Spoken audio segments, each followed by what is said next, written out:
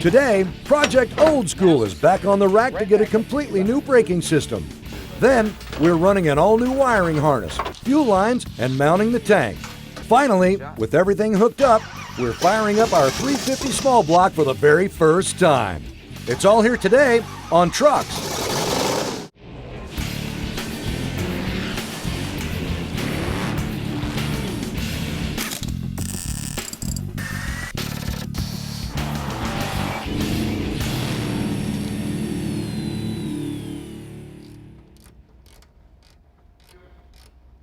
Hey, welcome to Trucks, where Project Old School has really struck a chord with you guys, with its retro style and its realistic goals of being a daily driver, and not just some restored trailer queen.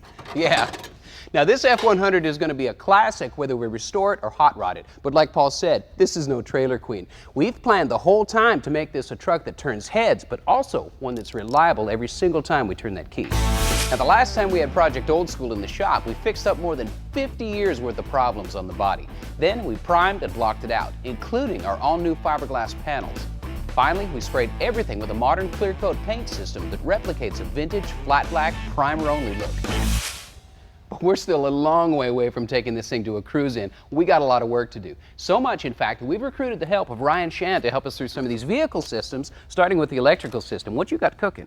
We got a Ron Francis wiring system specifically designed for Project Old School, right down to the type of transmission and the style of gauges we're going to use. Well, that's great, but a lot of guys get seriously intimidated with a kit like this, basically creating a wiring system from stem to stern. It's really not that complicated. You got pre-terminated ends, isolated systems, and check this out.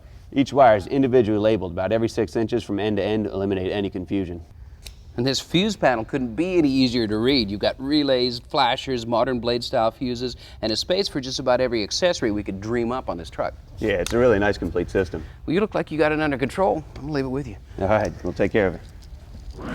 While Ryan's making sure it's gonna light up, we're gonna make sure it's gonna stop. This is the brake system we pulled off of our truck, and there's nothing wrong with it. It's probably from the same donor car. It's got a dual reservoir master cylinder, power brake booster, and they just adapted this pedal assembly to fit under the dash. But we're gonna change things up a little bit. We called total costs involved and got their 1953 through 1956 frame-mounted brake system. Comes with a nice bracket, goes into a 7-inch booster for good clearance, and a dual reservoir master cylinder. This tucks in the frame rail, looks great, but the best thing that it does is frees up our firewall so that when we open the hood, we get a nice clean look. Even though our truck had been clipped, we were still able to use some of the original frame holes this system was designed to mount to. The master cylinder was right back up in here behind the booster. But that presents us with a little bit of a problem, so we're going to have to cut a hole in the floor here to give us access to the reservoir.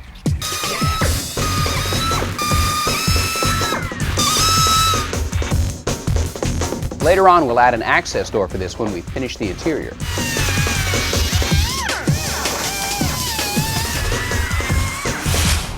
Our F100, like a lot of vehicles, had a firewall-mounted master cylinder and booster setup that fed a distribution block a little further south. The master cylinder fed a dedicated line out to the back and split at the axle, and split right here at the block to the left front and right front wheel. Well, we're going to get rid of this and clean the system up a little bit. What we're going to do is come off of our frame-mounted brake system and come back here and put in an adjustable proportioning valve that's going to let us balance the front and rear brakes, come straight back and just go into the distribution block or the splitter at the axle.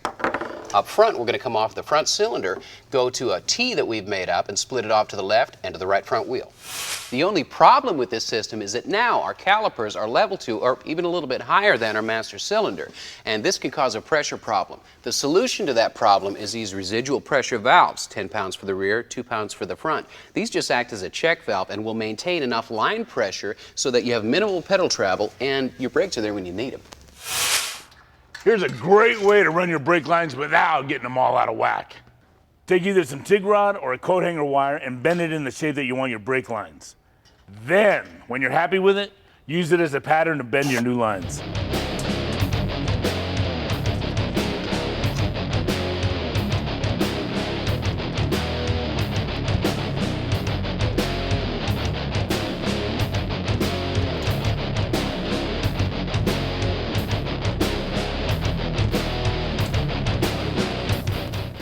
now we've got all new lines, and we've upgraded our front brakes to these cadmium-plated power slot rotors. Now, these slots not only let gas, water, heat, and dust escape for more efficient braking, but the slot acts as a wear indicator, so when it goes away, you know to change your rotors. We've paired them up with these Performance Friction Z-rated pads. Now, these pads are specifically designed for less dust, longer life, and more clamping power. So even though it's the same size braking system as the original Nova had, we've really got better braking performance. Hey, Ryan, looks like you're making some good progress on the wiring harness. Yeah, we pretty much got everything laid out as far as we can go without putting it into the truck. So, Ryan, you've made your living as a mechanic for a long time. What's the most common electrical problem people bring to you? Well, people tend to focus on the power side of things and neglect the ground side. You need to have good, clean ground connection for an effective circuit. Yeah, especially if you're working on a fiberglass rod or something like that. Yeah, definitely. Now, this Ron Francis kit is obviously not a stock wiring system. Stock system wasn't designed for the modern accessories we got on here. We got an auxiliary cooling fan, draws a lot of amperage, can literally melt wires together and burn this truck to the ground. With all the work we got in this thing, we don't even want to go there. No, nobody wants that. So you guys take a break. We're going to set the system up, get it in the truck. Stick around. Hey, welcome back to Trucks and our old school F100. We are resurrecting this 53 Ford, turning it into a bitchin' street truck with retro style. Now, when you start off with an empty hull like this, it can be a tad intimidating, but if you plan your projects and take it one system at a time, it's no problem. So far today, we've installed a new master cylinder and power brake booster assembly and replumbed the brake lines. So the next order of business is to install a new Ron Francis wiring system specifically designed for old school. Helping us make that happen is Ryan Shand. How you doing, man? Good. Just got the fuse panel mounted. I found a great central location for the heart of our system. So I'll start here, get all the individual harnesses laid out, cut them to the length they need to be, and work my way out. The reason you want to start with a central location is so that you don't cut yourself short, literally. Start with your fuse panel, run each individual harness out and custom fit it to your vehicle. Then you can cut and terminate your ends.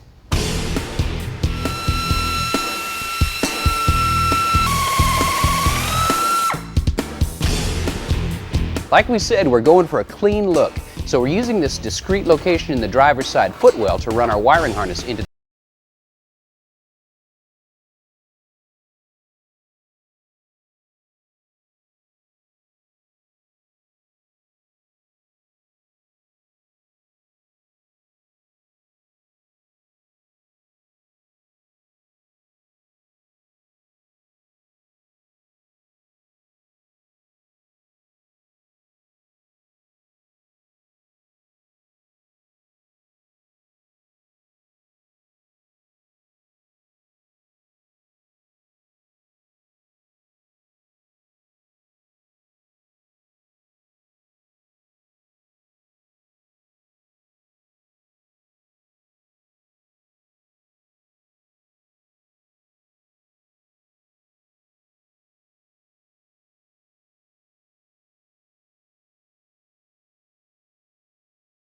About as far as we can get on the wiring without having our engine in place. With it still out, we're going to take care of a couple of things like putting these Denso Platinum plugs in, using these cool-looking Taylor full metal jacket wires that are fed by our Pertronics distributor. Then we can finally mate this engine to the transmission for the last time and stab it in between the rails.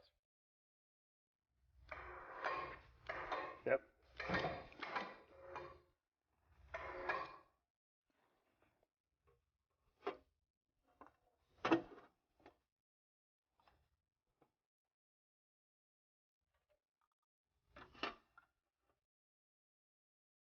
Our 350's mechanical pump means we don't need pressurized fuel lines. We're making ours out of a high-quality braided line and using AN fittings for good looks and durability. In 1953, Ford put the battery to these trucks underneath the floorboard on the passenger side right here. By the time we got a hold of it, this was all that was holding the battery in place. Not good enough. So we're going to keep the battery here, but use this aluminum battery box kit from Taylor to hold it secure. We just got to finish fabbing our bracket. We'll be good to go.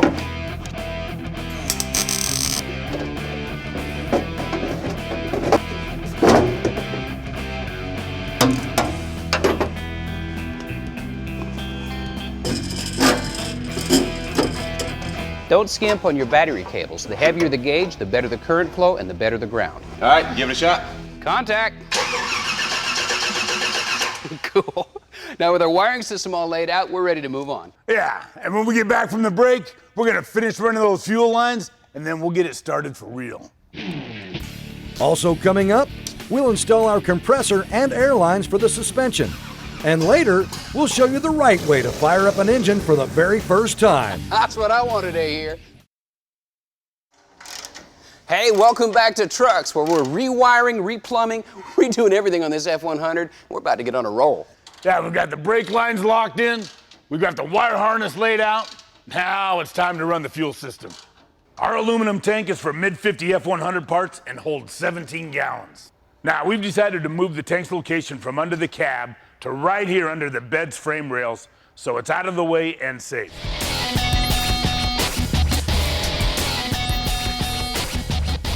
We got two 500 CFM carburetors to feed with a mechanical fuel pump through a high-flow filter. So we're using 3/8 inside diameter lines and -6 AN fittings.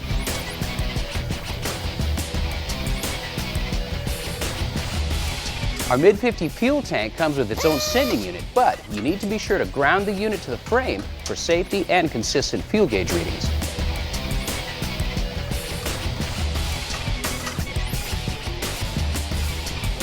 Well, now that we can feed the engine, let's feed the airbags. What I've done is remove this right side running board support from the frame, and I'm going to mount my tank right here like this. And this is going to make it a lot easier for me to attach the air tank to the frame rail.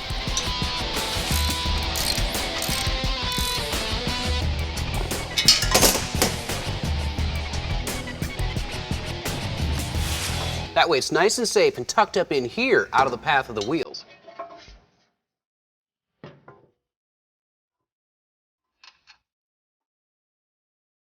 We're mounting our air compressor on the other side of the frame rail near the tank, along with our air distribution block and our gauge sending units.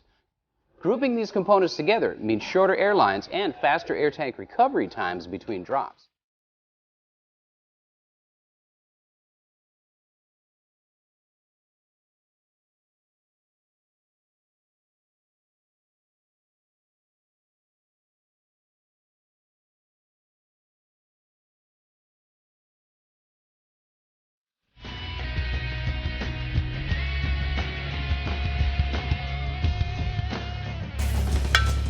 Hey, check out our all-new aluminum custom drive shaft from Denny's Drive Shaft. This sweet piece was made to order, fully balanced, and ready to throw in our truck. And when we get back from break, we're gonna fire this thing up. Hey, welcome back to Trucks and Project Old School. Now it's time to fire up that 350. Now, our buddy Ryan Chen has been helping us with the different vehicle systems all day, and we thought it'd be pretty cool to show you guys how to start up a fresh engine for the first time. Now, I know you've seen the shows to where they turn the key and it fires up right away, nothing leaks, nothing breaks, and nothing smokes. Well, unfortunately, that's not always the case. So here's a couple things you need to be aware of before your initial startup. Let's start with the oil. You gotta have good oil pressure and circulation, otherwise you could dry fire your engine and damage your bearing surfaces. Not good. We've temporarily mounted an oil pressure gauge up here on the cowl and removed the right bank valve cover so we can make sure that we've got good oil flow to the top of the valve train. We're using an oil pump priming tool that slips down into the distributor shaft. This pushes oil through all the engine's passages before your initial startup.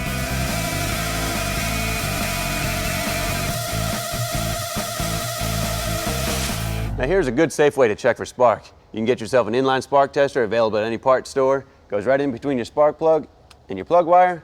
Lets you know right away if you got fire. Hit it. If you don't have one of these in your shop, you need to get one. We're going to prime the carburetor, get enough fuel in there so that when it kicks, it'll spin the pump enough to get some fuel up into the carbs and keep itself running. You ready? Yeah, let's give this thing a shot. No way. Burning rich.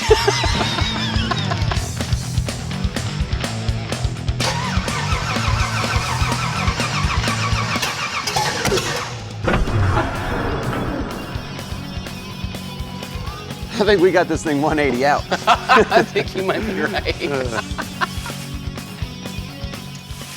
What we're trying to do is figure out if the distributor is 180 degrees out, in which case it's probably trying to fire in the exhaust stroke. We have to flip it around possibly so it fires on the compression stroke. Yeah, bump it over. I'll bump it over. You tell me when. All right. All right. Oh, man, it was perfect. Wow. All right, hit it. Well, we weren't 180 degrees out, so the problem had to be somewhere else.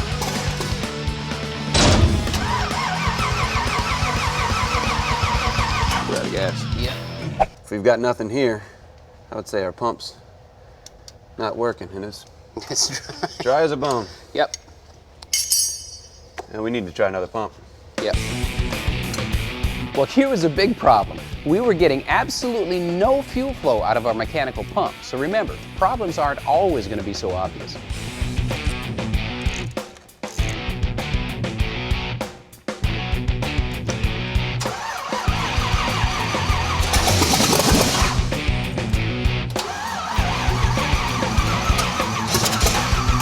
It's got to be close. Hold on. Oh, check this out. Fire and gas, not good. Let's tighten this up. Yeah, let's take care of that. So now we know the fuel pump's working anyway, don't we? You check your systems and you check your systems again. And then when you find out you missed something, you check your systems again. All right.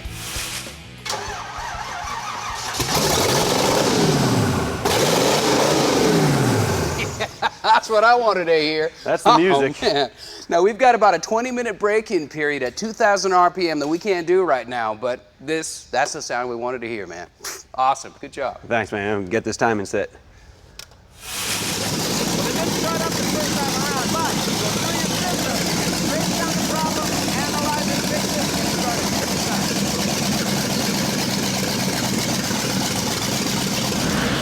Check this out. These are High Rock 4x4 bumpers for Jeeps. High Rock 4x4 is a new division of Best Top, and these are for hardcore rock crawlers and city drivers alike. The rear and front bumpers are made from heavy-duty 3/16 steel plate and are black powder coated to provide a tough exterior finish. This system also introduces a 2-foot approach roller that acts as the first point of contact for extreme approach angles. Best Top's High Rock 4x4 front bumpers are only $525. The rear bumpers are only $295. And these approach rollers, $95. Now, I know most of you guys remember cherry bombs. Cherry bomb mufflers came on the scene in 1968 at the peak of the muscle car era and quickly became one of the most popular performance mufflers. They faded out of the spotlight for a little while, but now they're back in a big way. This is the original high-performance glass pack muffler with its traditional deep, mellow sound. The straight-through design reduces back pressure, maximizes horsepower, and as always, it's built right here in the USA. You can get your hands on a set of cherry bombs for about $40. Thanks for watching Trucks. See you next week.